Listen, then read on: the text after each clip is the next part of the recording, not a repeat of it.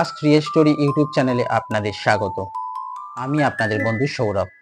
আজকে আবার নিয়ে এসেছি আরেকটি সত্য ভৌতিক ঘটনা আপনাদের সামনে। আমরা সর্বদা চেষ্টা করি সত্য ভৌতিক ঘটনাগুলি আপনাদের সামনে তুলে ধরা। আমরা কোনো মিথ্যা প্রচার করি না, ভুল ভ্রান্তি ধারণাও সৃষ্টি করতে চাই না। মানুষের জীবনে ঘটে যাওয়া সত্য ঘটনাগুলি, যেগুলো মানুষের থেকে জানা, এবং আমাদের জীবনে ঘটে যাওয়া ঘটনাগুলি আমরা বারবার সেগুলো আপনাদের সামনে তুলে ধরতে চাই। আজকের গল্প শুরু করা যাক।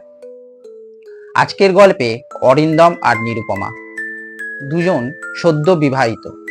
তারা বিয়ে করে তাদের দুজনেই মা বাবাহীন, তাদের মা বাবা কেউ ছিল না। তো তারা সদ্য বিবাহ করে একটি ফ্ল্যাট কেনে।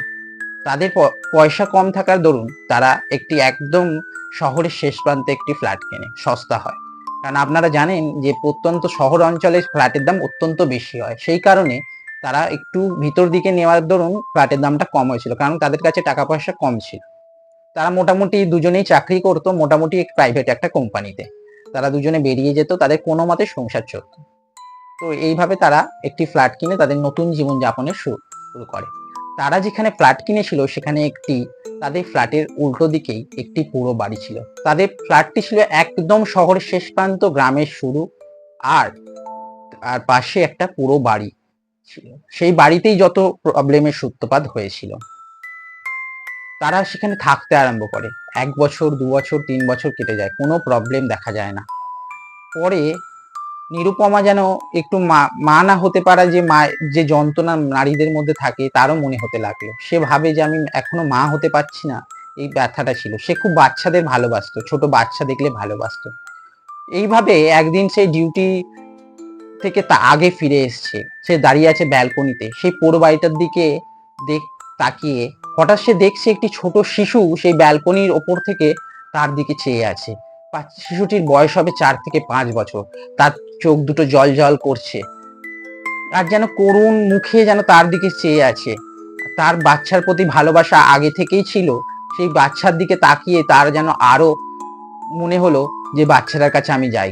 এরকম ভাবে হতে থাকে। সে প্রতিদিন তাড়াতাড়ি বাড়ি ফিরতে থাকে, প্রতিদিন সেই শিশুটিকে লক্ষ্য করে দেখতে থাকে সেই পুরো বাড়ির ছাদের ওপরে। এইভাবে কেটে যায় বহুদিন। একদিন সে বাচ্চাটির টানে সে ভাবে বাচ্চাটির কাছে এগিয়ে যায়। বাচ্চাটি তাকে ইশারা করে ডাকতে থাকে। বাচ্চাটির মুখে যেন মোহমগ্ন হয়ে সেই পুরো বাড়ির দিকে চলে যায়। সেই পুরো বাড়ির দিকে গিয়ে সে দেখছে ভেতরে চারদিকে যেন নোংরা আবর্জনা ভর্তি, বহুদিনের কোনো জনমানুষ নেই। চারদিকে মাকড়সার জাল, একদম বিভৎস একটা বিভীষিকার পরিবেশ। তবু সেই বাচ্চাটা যেন উপর ঘর থেকে তাকে ডাকছে, এখানে এসো, এখানে এসো। সে বাচ্চাটাকে নিচ থেকে বলছে, তুমি ওভাবে ছুটো না, ওপরে পড়ে যাবে, ওভাবে ছুটো না, পড়ে যাবে। সে তবুও সেই বাচ্চাটার টানে ধীরে ধীরে ধীরে ধীরে উপরে এগিয়ে যেতে থাকে, উপরে উঠে যেতে থাকে।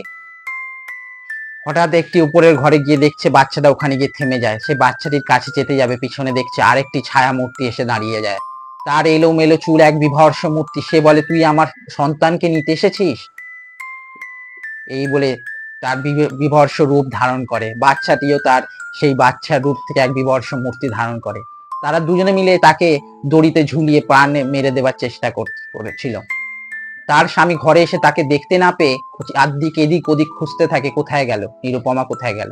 পাশের বাড়ি একজনকে জিজ্ঞাসা করতে জানতে পারলো ওই রাস্তার দিকে, ওই দিকে গেছে। সে তৎক্ষণাৎ ওখানে ছুটে আসে। ওপরে সে দেখে সে নিরুপমাকে যেন সদ্য কেউ দড়িতে ঝুলিয়ে দিয়েছে। তার প্রাণ যায় যায় অবস্থা। সে কোনো মতে ছুটে গিয়ে তার দড়িটা খুলে দেয়। সে সেই দিনে প্রাণে বেঁচে ছিল। তারপরে সে বলে, একটি বাচ্চা আমাকে এখানে ডেকে নিয়ে এসছে, তারা সবই ছিল।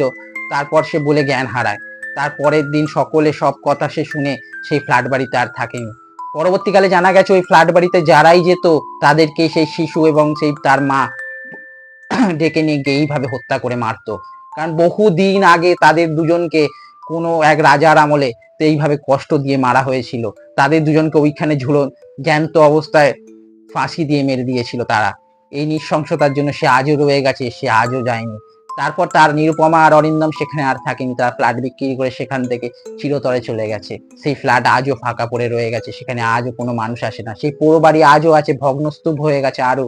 তবু কিন্তু এখনো যদি কেউ ওখান দিয়ে যায়, সেই বাচ্চাটা আজও তাদের ডাকে। আজকের গল্প এইখানেই। ভালো লাগলে চ্যানেলটিকে সাবস্ক্রাইব এবং ভিডিওটিতে লাইক করে দেবেন। দেখা হবে নতুন কোনো ভৌতিক গল্প নিয়ে আবার। নমস্কার।